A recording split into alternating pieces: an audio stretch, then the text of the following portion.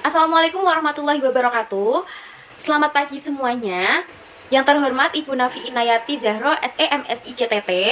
Yang saya hormati juga teman-teman semuanya yang berkenan menyimak presentasi kelompok 3 kali ini. Sebelum penyajian materi, perkenalkan saya Siti Afrila Tumuna dengan NIM 013 sebagai moderator pada pagi hari ini. Dan kami dari kelompok 3 akan mempresentasikan tentang teknik dokumentasi dan penyusunan sistem. Ada rekan saya yang bernama Wilma Septiana Pratista dan Karina Salsabila. Diagram arus data atau data flow diagram atau DFD adalah alat bantu grafis yang digunakan untuk menggambarkan aliran data di dalam suatu sistem secara logis, mulai dari sumber data, proses pengolahan, hingga hasil keluaran atau output. DFD menunjukkan bagaimana data bergerak antar proses, disimpan di data store, dan berinteraksi dengan entitas eksternal tanpa memperhatikan aspek teknis seperti perangkat keras atau bahasa pemrograman. Fungsi DFD yang pertama sebagai analisis sistem, yaitu menunjukkan bagaimana data berpindah dan proses dalam sistem yang sedang berjalan. Yang kedua sebagai perancangan sistem baru, yaitu menjadi dasar untuk merancang sistem yang lebih baik dan efisien. Yang ketiga, dokumentasi sistem, yaitu menyediakan gambaran sistem yang mudah dipahami oleh berbagai pihak. Yang keempat, komunikasi, yaitu menjadi bahasa visual yang menjembatani pengguna non-teknis dan pengembang teknis. Dan yang terakhir yaitu kontrol dan evaluasi, yaitu membantu menemukan titik rawan kesalahan atau duplikasi data. Elemen DFD yang pertama yaitu external entity atau kesatuan luar, yaitu sumber atau tujuan data dari luar sistem, contohnya pelanggan, pemasok, bank, dan lain-lain. Yang kedua proses, yaitu kegiatan yang mengubah input menjadi output, contohnya mencatat transaksi penjualan, menghitung gaji, dan lain-lain. Yang ketiga yaitu data flow atau arus data, yaitu arah perpindahan data, contohnya faktur penjualan, bukti kas keluar, dan lain-lain. Dan yang terakhir yaitu data store atau penyimpanan data, yaitu tempat menyimpan data agar bisa digunakan kembali. DFD ada beberapa tingkatan. Tingkatan yang paling ringkas yaitu DFD konteks, di mana di dalamnya hanya terdapat satu proses utama saja. Sedangkan DFD level 1 sampai seterusnya berisi lebih dari satu proses. DFD level selanjutnya menjelaskan proses-proses yang terdapat di DFD konteks atau DFD level sebelumnya. Oke, melanjutkan materi dari teman saya. Di sini saya akan membahas mengenai bagian alir atau flowchart. Di mana flowchart ini penting dalam sistem informasi karena dapat membantu kita memahami bagaimana proses data dan transaksi berjalan di dalam sebuah perusahaan.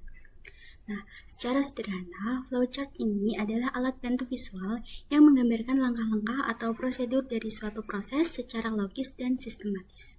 Dengan menggunakan simbol-simbol tertentu, kita bisa melihat dengan jelas bagaimana data mengalir mulai dari input, proses, hingga output. Nah, secara umum ada 3 jenis flowchart yang sering digunakan.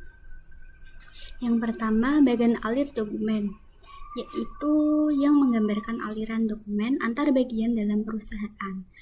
Nah, kemudian yang kedua ada bagian alir sistem yang menunjukkan hubungan antara subsistem dalam suatu sistem informasi. Dan yang ketiga ada bagian alir program yang digunakan untuk menggambarkan logika pemrograman dalam proses pengolahan data. Dalam flowchart, kita juga menggunakan simbol-simbol standar agar diagram bisa dibaca oleh siapapun yang mempelajarinya. Di sini aku udah cantumin simbol-simbol yang biasa digunakan untuk membuat flowchart. Oke, next ada bagian alir dokumen. Bagian ini menunjukkan perpindahan dokumen secara fisik antar bagian dalam perusahaan, di mana alurnya yaitu yang pertama bagian surat masuk. Dimulai dari pelanggan yang mengirimkan remittance, advice, dan cek sebagai bukti pembayaran. Bagian surat masuk menerima dokumen tersebut, lalu mengecek dan mengesahkan ceknya. Setelah itu, mereka membuat daftar remittance, yaitu daftar pembayaran yang diterima pada hari itu. Daftar ini dibuat dalam 3 rangkap. Yang pertama dikirim ke kasir, rangkap kedua dikirim ke bagian piutang dagang, dan rangkap yang ketiga dikirim ke Departemen Pengolahan Data. Sementara itu, remittance advice dikirim ke piutang dagang dan cek dikirim ke kasir. Salinan dokumen juga diserahkan ke audit intern untuk pengawasan. Kemudian yang kedua, bagian piutang dagang. Setelah menerima remittance advice dari surat masuk, bagian piutang dagang melakukan entry data pembayaran ke sistem.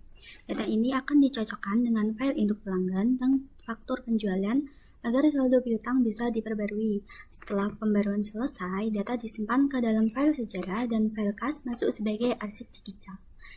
Hasil pemrosesan ini dikirim ke Departemen Pengolahan Data yang nantinya akan mencetak slip setoran bank. Kemudian yang ketiga, Departemen Pengolahan Data. Departemen ini menerima daftar remittance dan data dari piutang dagang. Tugas mereka adalah memperbarui catatan piutang dalam sistem, kemudian mencetak slip setoran bank rangkap 2. Slip ini menjadi dasar bagi bagian kasir untuk melakukan penyetoran ke bank.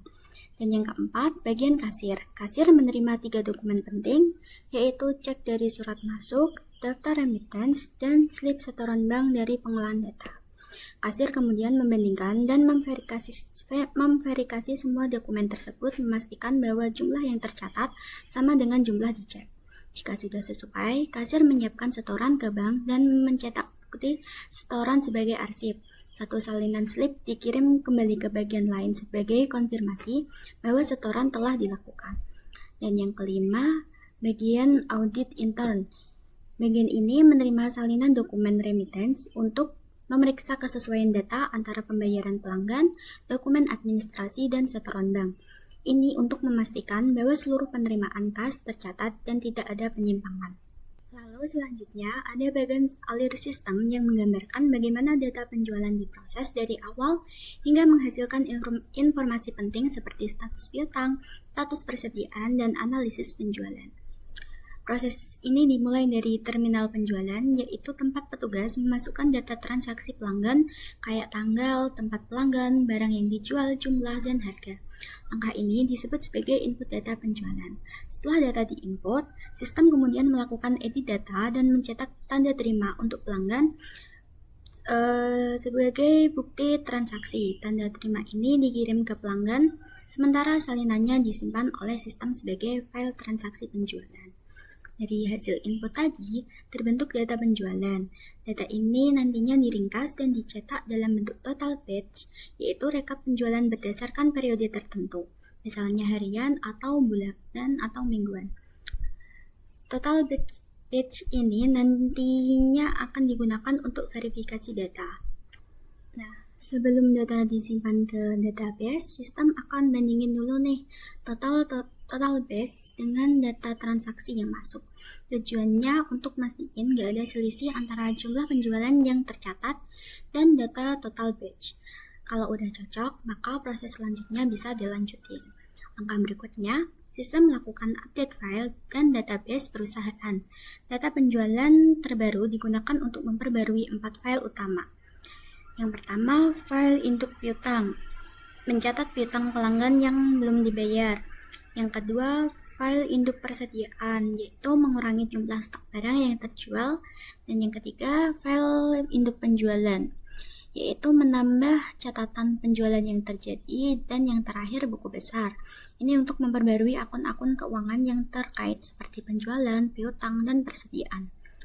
Kalau database sudah diperbarui, sistem nyediain fasilitas pemrosesan inquiry, yaitu fitur untuk nampilin data yang dibutuhkan kapan aja. Dari sistem inquiry ini bisa kita peroleh 3 jenis informasi penting, yaitu status piutang untuk melihat siapa aja pelanggan yang belum melunasi pembayaran, terus status persediaan untuk mengetahui stok barang yang masih tersedia, dan analisis penjualan, yaitu untuk melihat tren penjualan produk terlaris atau performa penjualan dalam periode tertentu. Next, hubungan antara bagan alir sistem dan dokumen. Kalau bagan alir sistem nunjukin alur data secara umum mulai dari input, proses, penyimpanan, hingga output. Tujuannya menggambarkan hubungan antara komponen sistem seperti data masuk, diolah, disimpan, lalu menghasilkan laporan. Sedangkan bagan alir program menjelaskan logika langkah-langkah di dalam program komputer, mulai dari input data, lalu dicek apakah kondisinya cocok. Jika cocok, sistem melakukan perhitungan dan menghasilkan data terupdate. Jika tidak cocok, data dikembalikan untuk diperiksa ulang. Selanjutnya, ada bagan alir program komputer untuk pemrosesan pesanan. Ini menunjukkan bagaimana sistem melakukan pemeriksaan dan pengambilan keputusan otomatis terhadap setiap pesanan yang masuk. Proses dimulai dari tahap mulai, lalu sistem melakukan input data order penjualan. Data yang dimasukkan mencakup informasi pelanggan, jumlah barang yang dipesan, dan metode pembayaran apakah tunai atau kredit. Langkah pertama setelah data masuk adalah sistem memeriksa apakah kredit pelanggan disetujui. Jika tidak disetujui, maka sistem langsung menolak order, dan jika disetujui, proses berlanjut ke tahap berikutnya. Selanjutnya, sistem mengecek apakah persediaan barang mencukupi untuk memenuhi pesanan. Jika stok tidak cukup, maka order ditunda sampai barang tersedia, dan jika stok cukup, sistem melanjutkan proses. Setelah itu, sistem memeriksa apakah jumlah order melebihi 500 unit. Langkah ini penting untuk memberikan insentif atau potongan harga bagi pelanggan besar. Jika ordernya lebih dari 500 unit, sistem otomatis memberikan diskon 20%. Dan apabila kurang dari 500 unit, proses lanjut tanpa diskon. Setelah semua syarat terpenuhi, sistem akan memproses dan memenuhi order pelanggan, lalu transaksi dianggap selesai. Next, bagian konfigurasi komputer. Bagian ini menunjukkan bagaimana berbagai perangkat keras saling terhubung dalam sistem komputerisasi penjualan di perusahaan. Bagian paling bawah ini ada terminal penjualan, yaitu perangkat yang digunakan langsung oleh petugas untuk memasukkan transaksi seperti data pelanggan, barang yang dijual, jumlah, dan metode pembayaran. Ini berfungsi sebagai titik input utama yang mengirimkan data penjualan ke komputer pusat untuk diproses. Selanjutnya ada komputer personal yang digunakan oleh staf administrasi untuk memantau dan menganalisis data penjualan. PC ini bisa mengakses sistem utama melalui jaringan, sehingga pengguna dapat melihat laporan penjualan, status persediaan, atau informasi pelanggan secara real-time. Lalu, semua data dari terminal penjualan dan komputer personal akan dikirim ke pemroses utama, yaitu server atau komputer pusat. Pemroses utama ini berperan sebagai otak sistem yang melakukan pengolahan data, perhitungan, validasi transaksi, serta mengatur lalu lintas antar perangkat. Nah, setiap data hasil transaksi disimpan ke dalam disk magnetis penyimpanan yang berfungsi sebagai media penyimpanan utama atau database perusahaan. Semua informasi penjualan, piutang, dan stok barang disimpan di sini agar bisa dipanggil kembali kapanpun dibutuhkan. Setelah data selesai diproses oleh pemroses utama, hasilnya nanti bisa dikirim ke printer untuk mencetak berbagai dokumen seperti laporan penjualan, faktur, atau tanda terima pelanggan. Printer ini nantinya terhubung langsung dengan pemroses utama agar proses pencetakan bisa dilakukan secara otomatis setelah transaksi selesai. Kemudian yang terakhir yaitu bagian struktur untuk sistem update file induk. Ini menggambarkan hubungan hierarki antara modul program dari proses utama sampai subproses kecilnya. Di bagian paling atas ada modul utama yaitu update file induk. Ini berfungsi sebagai pusat pengendali seluruh proses mulai dari membaca transaksi, memproses data, hingga menyimpan hasil akhir. Semua kegiatan di bawahnya dikendalikan dari modul utama ini. Langkah pertama dalam sistem ini adalah pengurutan transaksi. Fungsinya untuk menyusun data transaksi yang bermasuk agar rapi dan mudah diproses oleh sistem. Ini biasanya diurutkan berdasarkan nomor pelanggan atau kode barang. Kemudian ada modul buka file. Modul ini bertugas membuka file induk di sistem agar data lama bisa diakses. Tanpa membuka file ini, sistem tidak akan bisa melakukan pembaruan data. Setelah file dibuka, sistem masuk ke proses data. Di sini, data transaksi baru dibandingkan dengan data lama di file induk untuk menentukan perubahan yang harus dilakukan, misalnya menambah, menghapus, atau memperbarui data tertentu. Setelah data diproses, modul berikutnya adalah update data. Fungsinya untuk memperbarui data lama dengan data baru. Setelah seluruh data diperbarui, sistem menjalankan modul tutup file. Ini memastikan nantinya semua perubahan tersimpan dan file terkunci agar tidak ada kesalahan atau duplikasi data. Langkah selanjutnya dilakukan oleh rekam data final yang berfungsi menyimpan hasil pembaruan sebagai arsip terakhir. Dengan begitu, file induk selalu berisi data terbaru dan siap digunakan kembali. Terakhir, modul panggil data. Ini memungkinkan pengguna mengambil kembali data dari file induk, misalnya untuk laporan atau analisis. Tabel keputusan adalah alat bantu analisis dan perancangan sistem yang digunakan untuk menggambarkan berbagai kombinasi kondisi dan tindakan atau keputusan dalam bentuk tabel yang sistematis. Tujuannya adalah untuk menentukan tindakan yang harus dilakukan berdasarkan kondisi tertentu dengan cara yang logis dan terstruktur. Fungsi tabel keputusan yang pertama membantu pengambilan keputusan logis dengan menunjukkan semua kemungkinan kombinasi kondisi dan tindakan. Yang kedua, mencegah kesalahan logika karena semua alternatif diuji dan disusun secara sistematis. Yang ketiga, mempermudah komunikasi antara analisis sistem, pengguna, dan programmer melalui visualisasi aturan keputusan. Yang keempat, membantu dokumentasi sistem, karena dapat digunakan untuk mencatat logika proses bisnis atau aturan keputusan. Dan yang terakhir, sebagai dasar pembuatan algoritma atau flowchart. Tabel keputusan sering diubah menjadi kode program atau diagram alur. Elemen tabel keputusan yang pertama yaitu kondisi, menunjukkan berbagai kondisi atau variabel yang mempengaruhi keputusan. Misalnya, stok tersedia, jenis pelanggan, jumlah pesanan, dan lain-lain. Yang kedua, tindakan, yaitu menunjukkan tindakan atau keputusan yang akan diambil berdasarkan kombinasi kondisi. Yang ketiga, aturan, yaitu menunjukkan kombinasi spesifik antara kondisi dan tindakan. Setiap aturan menunjukkan tindakan yang diambil jika kondisi terpenuhi. Contohnya di sini, aturan A, kredit tidak disetujui, maka secara otomatis kondisi selanjutnya menjadi tidak relevan, sehingga sudah pasti tindakannya adalah pesanan ditolak. Aturan B, kredit disetujui dan pesanan tidak kurang dari saldo persediaan, berarti pesanan lebih dari saldo persediaan. Maka kuantitasnya otomatis strip atau tidak relevan karena saldo persediaan tidak mencukupi. Maka tindakannya adalah pesanan ditunda. Aturan C, kredit disetujui, pesanan kurang dari saldo persediaan dan kuantitas pesanan tidak lebih dari 500 unit. Karena saldo persediaan mencukupi, maka tindakannya adalah pesanan dipenuhi. Aturan D, kredit disetujui, pesanan kurang dari saldo persediaan, tapi kuantitas pesanan lebih dari 500 unit. Karena saldo persediaan mencukupi dan pesanan lebih dari 500 unit, maka tindakannya adalah pesanan dipenuhi dan diberikan diskon 25%. Di sini saya akan melanjutkan penyajian materi tentang manajemen proyek atau project management tools. Nah, dalam penyusunan sistem informasi akuntansi, kita membutuhkan proses manajemen proyek yang baik agar sistem bisa selesai tepat waktu, sesuai anggaran dan memenuhi kebutuhan pengguna. Apa sih manajemen proyek dalam SIA itu? Adalah proses perencanaan, pengorganisasian, pengendalian, dan pengawasan terhadap kegiatan pengembangan sistem agar selesai tepat waktu, sesuai anggaran dan memenuhi kebutuhan pengguna.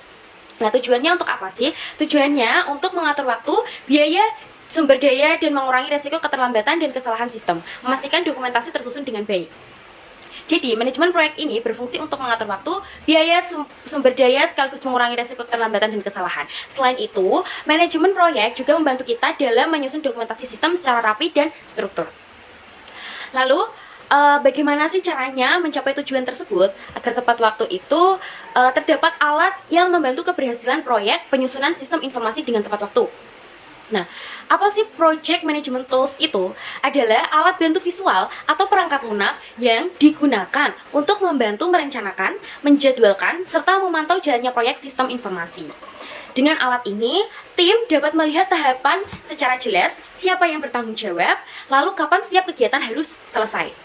Nah, di sini ada dua tools teman-teman. Sebetulnya ada banyak, tapi di sini di PowerPoint saya jelaskan dua, yakni satu Gantt chart adalah bagian batang horizontal yang menunjukkan jadwal waktu pelaksanaan kegiatan proyek. Misalnya dari tahap analisis sistem, setelah itu perancangan, setelah itu implementasi, dilanjutkan hingga dokumentasi semuanya bisa kita tampilkan di sini lengkap dengan berdasarkan durasi waktunya. Nah, lalu yang kedua ada program evaluation technique. Fungsi utamanya adalah memantau kemajuan proyek dan memastikan setiap tahapan berjalan sesuai jadwal. Nah, seperti pada gambar teman-teman, bagian berbentuk jaringan yang menampilkan urutan kegiatan dan hubungan ketergantungan antar aktivitas. Nah, gambar tersebut yang ada angkanya 1, 2, 3 itu teman-teman. Nah, terdiri atas urutan kegiatan dan anak panah yang dirangkai dalam sebuah jaringan, sehingga dapat diketahui beberapa hal, antara lain yang pertama, waktu krisis terlama untuk menyelesaikan proyek, yang kedua, waktu optimis untuk menyelesaikan sebuah kegiatan, yang ketiga, waktu pesimis untuk menyelesaikan sebuah kegiatan, yang keempat, biaya untuk menyelesaikan proyek, yang kelima, kegiatan apa yang mendahului kegiatan lainnya, dan yang keenam adalah kegiatan apa yang mengikuti kegiatan lainnya. Nah, dengan dari bagian ini, kita bisa melihat jalur kegiatan yang paling penting atau disebut critical path, yaitu rangkaian kegiatan yang menentukan lama waktu penyelesaian proyek. Jadi teman-teman, Project Management Tools ini memudahkan kita mengerjakan proyek agar tepat waktu dan sesuai dengan kebutuhan. Baik, itu penyajian materi dari kami. Mohon maaf jika ada kesalahan dalam bertutur kata, dan jika ada pertanyaan bisa dicantumkan di forum diskusi yang telah disediakan di Sunat. Terima kasih atas perhatiannya. Wassalamualaikum warahmatullahi wabarakatuh.